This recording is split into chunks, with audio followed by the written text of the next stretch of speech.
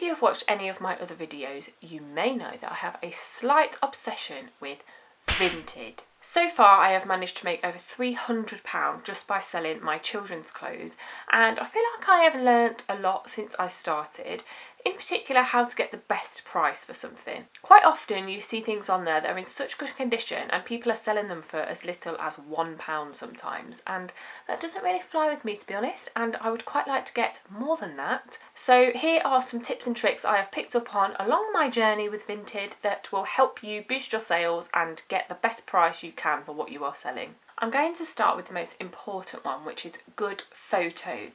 This is what makes people stop and look at your product from the get-go. So you need to make sure that you're taking really good quality pictures that make people stop and look immediately. I always try and make sure to take pictures with really good lighting so you can see all the colours of the product correctly and all the other details as clearly as you can. It's also important to take multiple pictures from different angles. You need to remember that as much as you know what it looks like, they don't. And also make sure you take pictures of any marks or stains. You don't want to be hiding those. Believe it or not, people do still buy things knowing there is marks or stains on them, but they want honesty if that is the case. The next thing to work on is the item description. Make sure you include as much detail as you can about the product you are selling. For example, if you're selling a coat, is it a thick coat? Is it a lighter coat? Sometimes you can't always tell these things from just the pictures alone. If it has a hood, is it detachable? Are there any marks or stains on the product that maybe aren't so clear on the pictures that you need to make sure you point out? Also, you may notice that sometimes the sizes that are shown on the product are different to the options that you can select, so I always make sure to put the correct size in the description as well. Is it well worn? Has it only been worn a couple of times? I always find that if something has only been worn once or a couple of times, people are more likely to buy it because it is still basically brand new. And finally, in description, I always make sure to mention that I have other items available on my page for people to look at.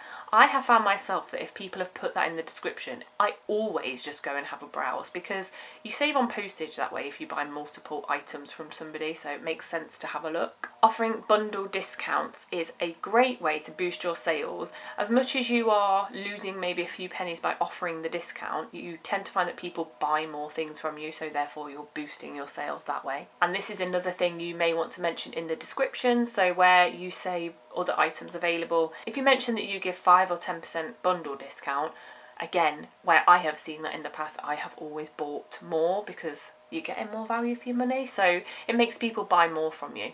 The next thing is, don't be afraid to be interactive with people that like your page or favourite your items. There's no harm in dropping them a message just to let them know that you do have other items available and you do offer bundle discounts. The worst thing that's going to happen is they ignore you. I can't imagine anybody's going to get angry at you for sending them a message, so I think it's worth doing just to let people know that you have got other things available. And the final thing that I will mention, this is one that I think is great and has really made me get sales where I don't think I would have otherwise.